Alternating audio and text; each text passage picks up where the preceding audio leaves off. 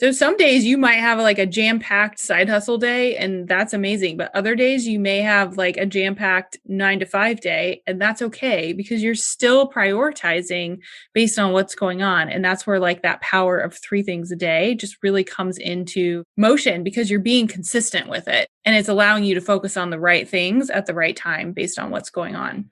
I feel like that is so liberating.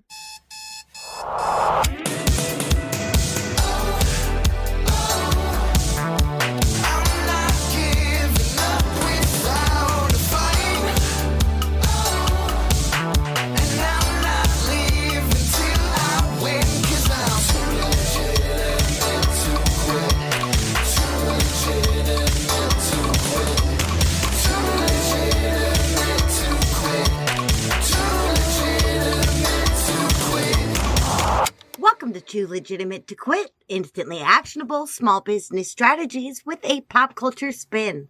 I am your host, Annie P. Ruggles, and my guest today is the brilliant Holly Marie Haynes.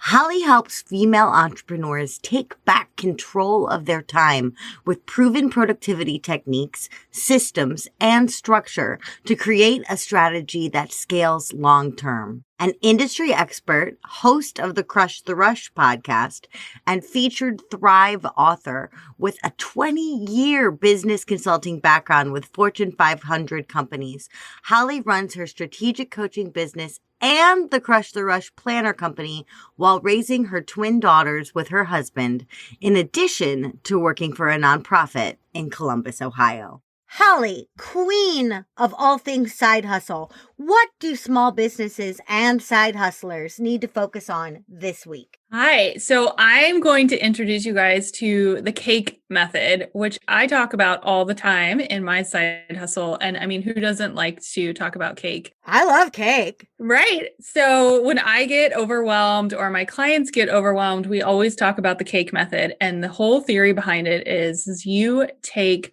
3 things going into your day that you're going to focus on. So it's a 3-layer cake and everything else is sprinkles. So if you're starting your day, it's so easy to remember, but if you're starting your day, you've got 3 things that you're going to do. One might be your 9 to 5. One might be your side hustle. Maybe you're recording a podcast. One might be teaching your kids how to read, which happens in our household because my girls are home. And we're doing virtual school for first grade. So those would be my 3 things for the day. Everyone stresses out because they're like, oh my God, but my list has 25 other things. Well, those are sprinkles, which who doesn't love to call your to-do list sprinkles? I love it.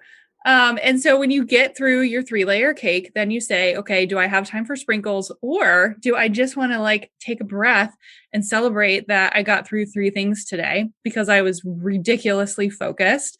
And then you're not overwhelmed. You don't have anxiety about how am I going to get through my 25 item list?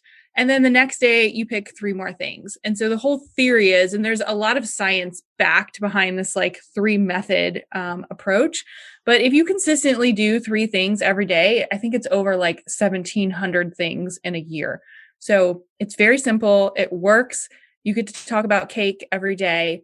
If you're having an amazing day, you can add in some sprinkles and then you just start the next day with another piece of cake.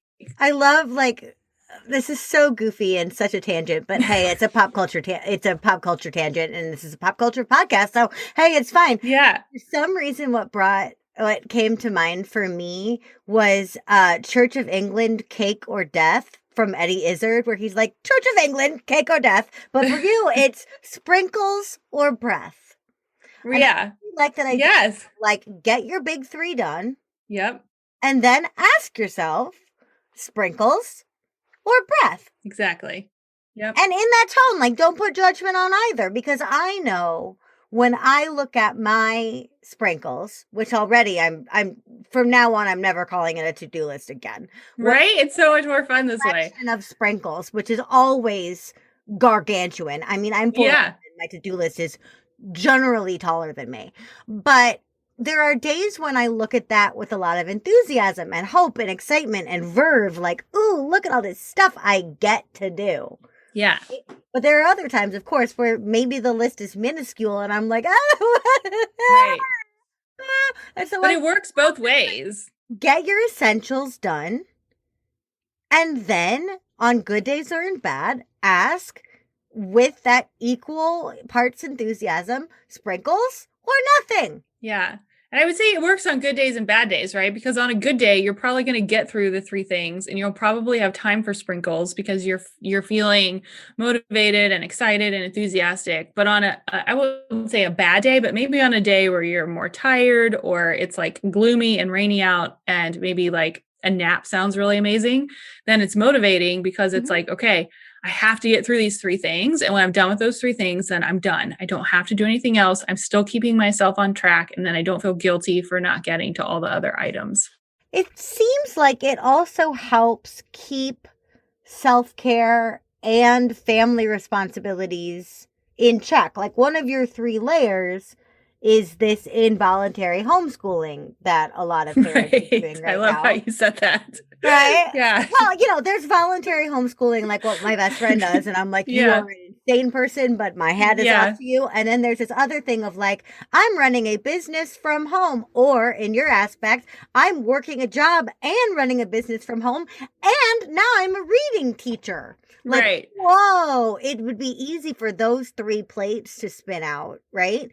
It is. And that's why I always say, as somebody who works full time and who is building a business, like you don't get an extra 24 hours to build your business. I wish that you did, but those three things have to be a mix of everything that's going on in your life. I call them your personal pillars. So it could be work, it could be family, it could be whatever your priorities are. So some days you might have like a jam-packed side hustle day and that's amazing. But other days you may have like a jam-packed 9 to 5 day and that's okay because you're still prioritizing based on what's going on. And that's where like that power of three things a day just really comes into motion because you're being consistent with it. And it's allowing you to focus on the right things at the right time based on what's going on. I feel like that is so liberating. You know what I mean? Like it's a weird idea to be liberated from your to-do list, but I feel like if you've ever had that, like I'm in a trash compactor drowning in my own tasks feeling, then no, like to say like, okay, it's these three things. Yeah. And I feel like so often, so many entrepreneurs just get burnt out, right? Like they're like, I don't know what to do. I don't know what to focus on. And so this really helps you narrow it down so you know exactly what to focus on and when. Yes. It's like prioritization becomes clear when the noise is reduced. I love that. I love that. And also I just love talking about cake. Like now I do this rant on other people's podcasts, and I think I've done it on my own about how over marketing and underselling is like bragging about cake and not letting anyone eat it. So now I'm just inspired to have like an entire summit of marketing lessons that we can tie to cake. Right. I mean, it does make planning your day more exciting. So like the night before, like when I wrap up my 9 to 5, I sit down and I look at my planner and I say like, what are the three things that I'm going to do tomorrow? Now, as a bonus, I typically will try to knock one or two of those out in the morning, like before everyone else's day starts. But I know going into the day, like, if today is Tuesday, tomorrow's Wednesday, like what are my three things for Wednesday? I wake up, I have a very clear plan.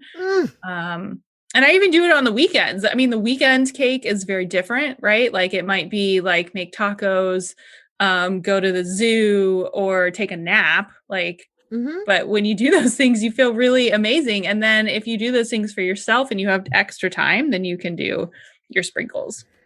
That's marvelous. And I used to be a person that rebelled against structure in all of its forms, but three things and connecting it to cake just make it so much more accessible. Like I can still, how we have those, like, even if we don't have a behavior anymore, we have like the echo of how we would have felt if someone told us to do something. Yeah. Like no part of me is like, I can't do three things a day. I know.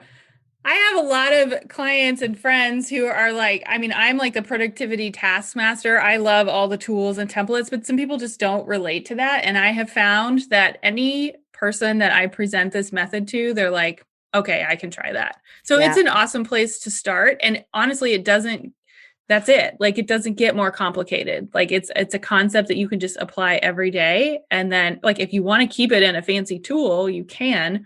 Or if you want to keep your sprinkles in a Trello board, you can do that, but it doesn't have to be complicated. Two beautiful words in one sentence: sprinkles and Trello. Right. Y'all, if you are not in the church of Trello yet, it is free. It is project management. It is wonderful. DM me on any platform and I will sing you its praises all day. Yeah. But yes, that is a great place to put sprinkles. Sprinkles in a Trello board. Yeah. So what happens though if you plan your cake and you get your layers and you're trucking along, and then, like, this just happened to me this week. I have some pretty, not 3. I have like a 97 layer cake that I need to reduce to 3. Yeah. But in the course of that, I was clipping along. I was feeling really great. And then our shower literally exploded. We have a 102-year-old house, and something happened between the bathtub and the dishwasher, and now there is chaos. What do you do when your cake gets trampled by life? Yeah. So you just pick different layers. And I think that is like the beauty of your cake is not all business, right? So a lot of people are like, well, I have 12 things I have to do today for my business. But if your shower explodes, you're not going to do anything for your business. And so your cake becomes one layer, and it becomes like, how do I get out of, this like mess that I'm in? And then the next day, your layers just look a little bit different. So then, hit pause, fix the problem. And then the next day, your layers adjust. But the cool thing is you've got that sprinkle log, right? So you just move everything to that sprinkle log and say, like, I'm going to come back to it because everyone likes extra sprinkles when I'm ready. Mm-hmm. And for right now, I'm focusing on this one thing. So you could dial it down to like a 1-layer cake if you need to. An example of that actually happened to me yesterday. For my corporate job, we had like a marketing like go live. And so I was on calls till 10 o'clock at night. Like, I'm not going to be working my side hustle at 11 o'clock at night so that I can get like an extra layer of cake in. So, it was a 1-layer cake, and I knocked that out. And then today I just reprioritized based on what I needed to. And I would say one of the things today was actually sleep, because I was up late last night. So I took it slower this morning. I had like 2 things that I was going to do in addition to just sleeping a little extra. And then it eventually like works itself out. But that makes total sense. Like, now I'm just looking at my own day and I'm like, okay, I had the chiropractor this morning, layer 1. I'm doing this interview with you, layer 2. Yeah. And then I'm teaching today, layer 3. Mm-hmm. And all the other optional things on my calendar are sprinkles. Exactly. And people a lot of times don't count like meetings as a cake layer. But I do. So, and sometimes I'll group them together. Like, if I have like 2 podcast interviews in a row, I'll just put like podcast interviews. Or if I know I have like 5 corporate meetings in a day, then I'm going to count that as like 1 layer. Like a batch. Yeah, it's like a block. And so that basically, if I have, 2 podcast interviews and like 3 work meetings, that's 2 layers. Like, my 3rd layer is going to be like family time or making dinner or watching Netflix, whatever is like, a little bit of a break. I just feel like I can breathe. Like, I feel like that's like, this weight has just been lifted, like the threat of all of this overwhelm. Because I remember when I was first in a side hustle, it was so fits and starts. But I fought against that. I fought against the day where I would have a ton of time for sprinkles, or the time where all 3 of my layers would have to be used up by my day job or life, right? And I was so frustrated and mad at myself about the seeming inconsistency of my, not dedication, but my ability to build this thing. But you're right. If you look at it as, hold on, you're building it in the context of your whole life, and it gets 3 layers at most, but some days it doesn't get any. Yeah. That's a really different way, and a certainly more self-compassionate way. Yeah, because you'll burn out. And I say, most of the time, my layers have like one goal a day for my side hustle, right? So my other two layers are probably family or my 9 to 5. So if I'm consistent with one thing a day for, let's say, 4 days a week, that's way more consistent than I would be if I had a list of 25 things. And by like noon, I'm completely overwhelmed and I'm like, I don't know what to do next. So from a side hustle perspective, pick one thing that's going to be your cake layer each day, be consistent with it. And by the end of the week, you've got, 4 or 5 hours of progress that you've made on your business. You could keep going on the weekend if you would like, or you can switch it up.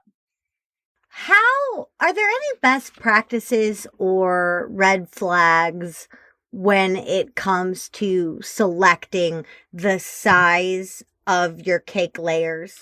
Yeah. So typically I don't know if you've talked about the Pomodoro method at all. And it's I haven't on the show, but now you're just listing everything I love. Tell us about Pomodoro. So the Pomodoro method is basically batching things in 20 to 30-minute tasks and then taking like a 5-minute break, basically repeating that 4 times. So you have like a 2-hour work period of doing something. So I like to say a cake layer is nothing more than an hour, just from personal perspective. I also have found when you are like really dialed in, like let's say one of your cake layers for the day is like answering DMs because you need, right? Like I get so behind on them and I'm like, oh crap, like I got to answer some messages. Oh my God. So like one of my cake layers yesterday was I needed to answer my emails. So I set a timer, I turn all the notifications off, I close all the tabs, and I go in for 30 minutes. Like most tasks you can knock out in 30 minutes. You can write a podcast episode in 30 minutes. You can record a podcast in 30 minutes. Like you can do a lot. You can write an executive presentation in 30 minutes. Yeah. So I like to keep mine between 30 minutes and an hour, which is basically 3 hours of your day. Which people are like, well, there's, 8 to 10 hours in a day, but like you have stuff that comes up. You have a ton of sprinkles. Yeah. So I try to keep it about an hour, but I also schedule in breaks, going back to that Pomodoro method, like a 20-minute break, a lunch break, a walk, like things that like keep you from burning out. But I would say an hour as a rule of thumb. What if you're working with a partner or a team? How do you mash up your cake with their cake? And I love how many times in this episode I've said sentences that make no sense out of context. How do you mash up your cake against your partner's cake? Yeah. So, one, I think it comes back to organization. So if you guys are working on a team together, like you should have set goals for the week of what you're trying to accomplish. And then out of those goals, you should know like what deadlines are coming or what projects you have to work on, and they should align. So you're not going to tell your partner to be like, well, you have to make dinner at, that should be your cake today. Like they can do whatever they want. Right. But I would say at least one of them should probably be business related. That's part of your relationship. And that should be probably discussed ahead of time. So we shouldn't just superimpose our cake onto other people. That'd be hysterical. I'm going to go downstairs after this recording and with no explanation at all. And I'm going to go up to my husband. I'm going to be like, Ryan, I have decided that the layers of your cake today are this, this, and this. And he's going to be like, what in the actual hell are you talking about? I love that though. I absolutely. But you can even like get complicated with cake if you want. So like as a team, you could have like 3 cake goals for the week, right? So it's just basically the power of 3. So maybe like going into the week as a team for your business, you've got 3 main goals. And then you relate that down. I like to use the power of 3. Yeah, so do I. It's very easy to keep track of, and it's not overwhelming. And it feels like a complete unit. When you do something 3 times, or if you do something 3 times, or if you do 3 things that are complementary, it feels like a set. It feels like a beginning, a middle, and an end. It feels like this is why rule of 3 is so popular in copy, especially in list building, where it's like, it's this, and it's this. We just naturally go before, during, after, beginning, middle, end. It just makes sense to our brain. Yeah. So if you know as a team, like, hey, these are our 3 goals for the week, then you can leave it up to your team members to say like how they're going to incorporate that into their day. I love that you just transitioned to teams because I'm going to try to make this transition work. Let's see if I can pull this off. Okay. Holly, what does cake, side hustling, prioritization, productivity, what does any of that have to do with one of the world's favorite teams, dysfunctional, functional, and everything in between, the English royal family? Good question. Well, I would maybe say tradition because I do think there is cake sometimes served with tea. And I think with tradition also just comes the repetition of obviously their like traditional habits or activities. Like you definitely know what to expect when it comes to the royal family and what they're going to do. Like it's very scripted and planned. Yeah. It's scripted and it's planned. I don't know. That was a tough one. No, but I'm saying it's scripted and it's planned, but also that idea of tradition and repetition, those things in combination to me say ritual. Right? Yes, so like what are exactly. the rituals of your small business? What are the rituals of your day to day? For you, one of those rituals is cake. That's your changing of the guard. Yep. Exactly. Yeah. And I would say, you know, if you think about rituals, like one of my rituals is picking those 3 things a day. I also incorporate that into my morning routine. So yeah, it's very predictable. There's no surprises.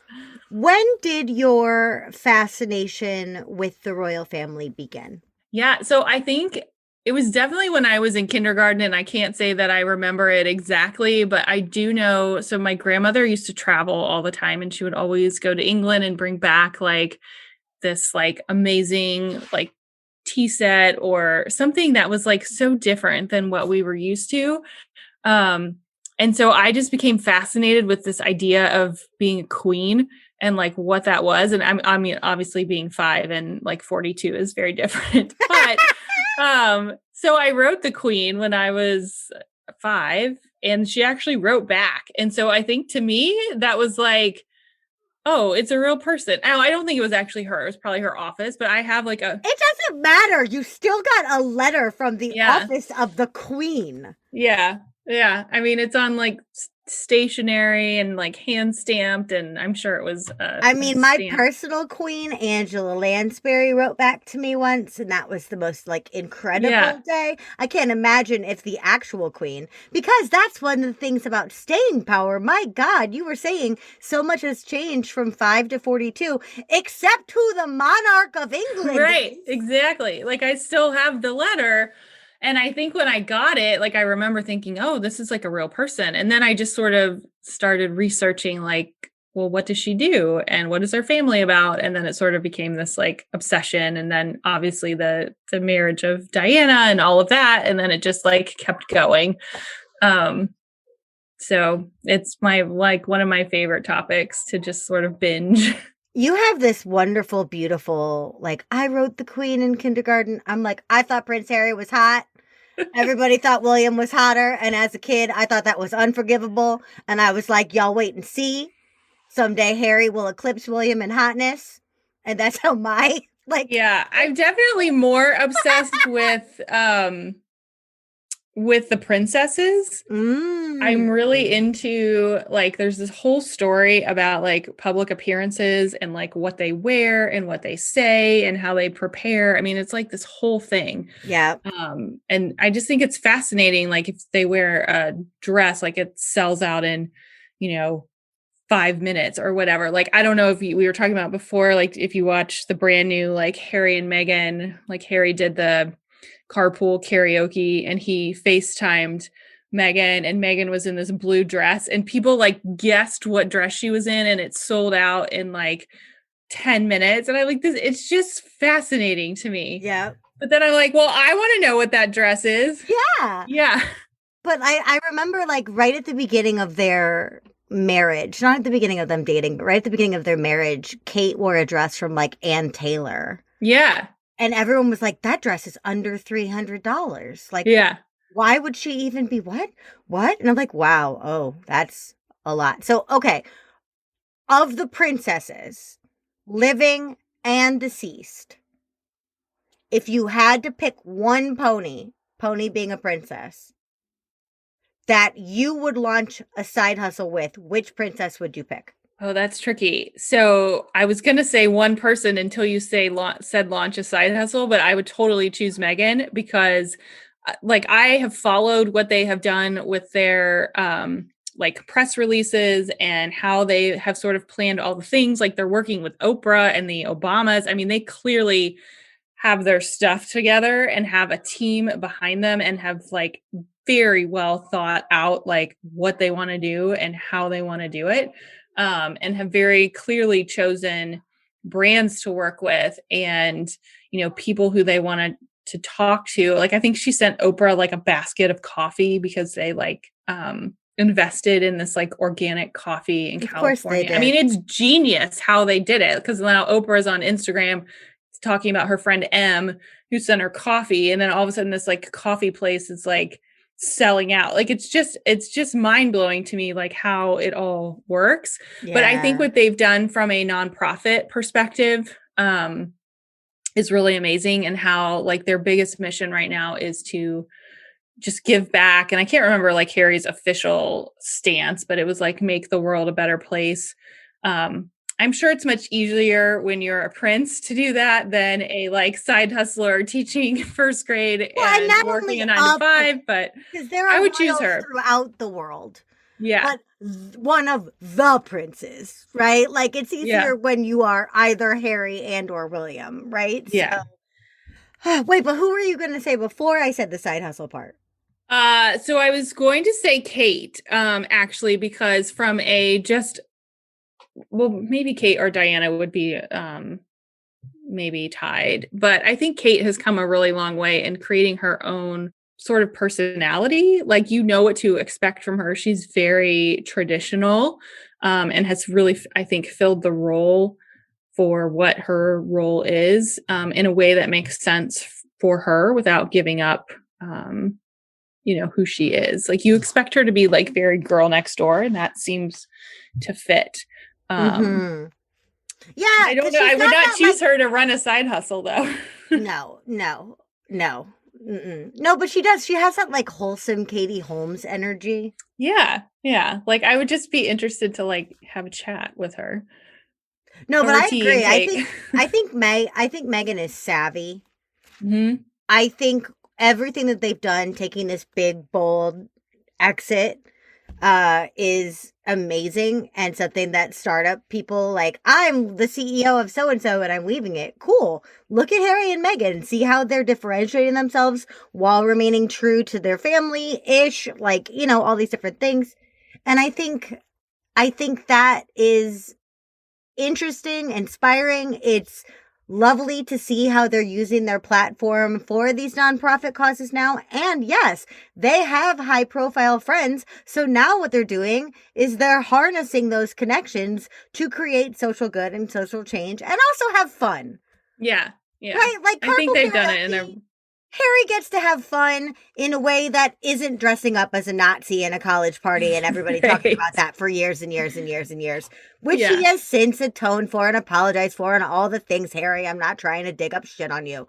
But I'm saying, like, it's nice to see them enthusiastically embrace their position as icons, as status, as celebrities even. And just say, cool, all right, everyone's watching us anyway, so we may as well do good work. Right, exactly. They have the audience, and I think they're using it the right way. I would start a hustle. Now, if we were going back through history, let's take this even further back. I think I would probably start a side hustle with Anne Boleyn, which would be a problem eventually, obviously. Right. I would start a side hustle with Anne Boleyn because she's crafty. But I would make a joke about the witch thing. Like, I would start like an apothecary with her. Or Prince Albert. Oh, yes. So if you watch The Crown, like that's a very interesting story Mhm. about him and like how he sort of, I can't remember the formal word, abdicated from the throne. Yeah, that would be a very interesting. Well, and he wound up like one of my favorite things. If you and they do a really beautiful job of bringing this up in Young Victoria, which is absolutely gorgeous. And if you haven't seen it, I Yeah, I highly have recommend not it. seen that. I need to add that to my What? list. Yeah, I know. What? Okay. You are to current royals as I am to old long dead royals. Like those are my kink, right? Yeah, I gotta watch Victoria that. is gorgeous, but one of the things that they do, which is historically true, is in their early relationship, because Albert died pretty early, but in the early stages of their marriage, there's this constant like who's in charge here energy.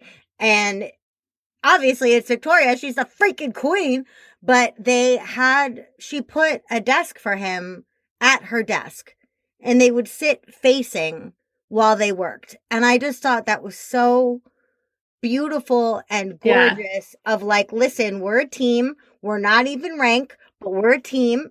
And in life, we're partners and we're going to sit face to face and we're going to handle these things together. And I just thought that was like Yeah, I such a love that. beautiful thing. Oh, I can't believe you haven't seen Young Victoria. No, I gotta write that down. I got sidetracked by Oh, Bridgerton. So everyone has gotten sidetracked by Bridgerton, and that's fine. That's fine. The fact that I haven't done a Bridgerton episode of this show yet is surprising.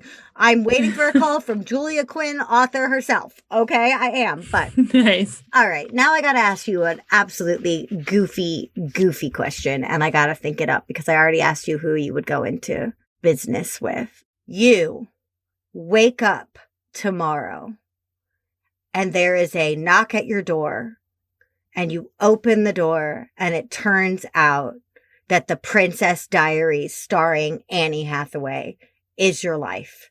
And you are the long lost princess of somewhere.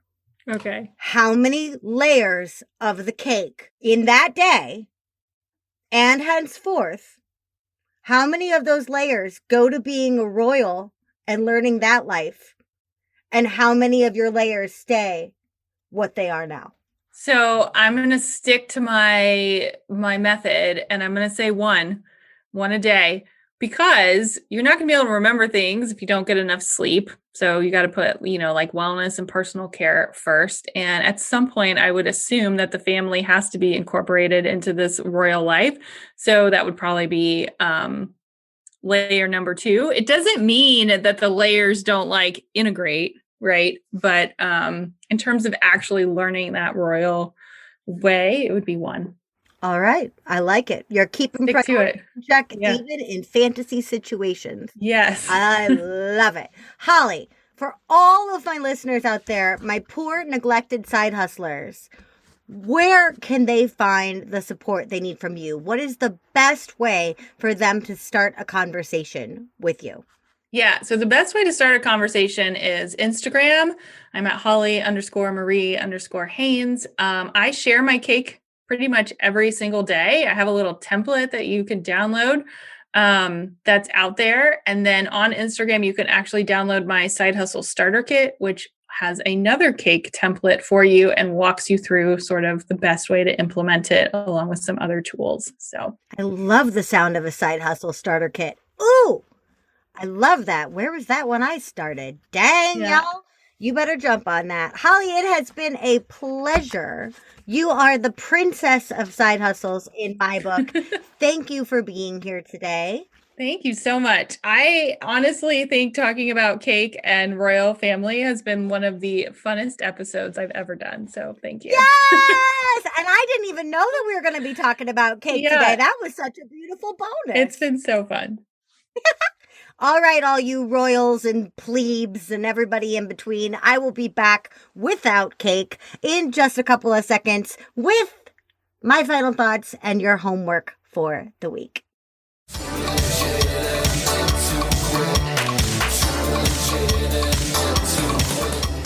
Well, hey there, listeners. I assumed your homework this week would be about cake and decorating the layers of your cake because let me tell you, it is a revolutionary, business-changing practice. Cake forever. But Holly and I recorded this episode a few days before Harry and Meghan's big interview with Oprah. I didn't watch it, too empathic, but from what I understand of the interview, the formerly royal couple remained strong and affectionate while discussing heartbreaking, intimate topics in front of millions of people. I don't have to tell you how impressive that is. In light of what we now know, I'm hung up on the idea of entanglements, meaning partnerships, commitments, communities, or clients that may have lit you up at one point, but now just kind of piss you off or drag you down. Your homework this week is to cut yourself loose from one of these entanglements. Free up that time in your calendar and space in your brain. Pay special attention to anything that no longer plays nicely with your ethics, integrity, and/or standards, and to obligations that infringe on your boundaries. You can't evolve within someone else's constraints. Getting free may be uncomfortable, painful even, but you'll be left with a far more manageable, worthwhile, and satisfying cake. Plus, you'll probably make Oprah proud. Too Legitimate to Quit is brought to you by the Non-Sleazy Sales Academy and me, your host, Annie P. Ruggles. If you struggle to sell because you don't know how to put a price on all that goodness in you and you don't like the way that your competitors do it, I have great news for you. You can find my free challenge, Making Selling Easy Without Getting Sleazy, anytime at www.anniePruggles.com/easy, not sleazy. Our show is edited and produced by Andrew Sims of Hypable. Our fabulous theme tune is by Riley Horbasio, who I found on Fiverr. Our gorgeous podcast art is by Francois Vigneault, who I found on Upwork. And our marketing team is led by the unbelievably life-saving Nick Bonatadis. Don't forget to check today's show notes for more information about our fabulous guests, plus some continuing resources and some Etsy finds from other super fans of today's topic. All pop culture elements mentioned in this episode remain the sole intellectual property of their respective owners. I do not own them, so please don't sue me.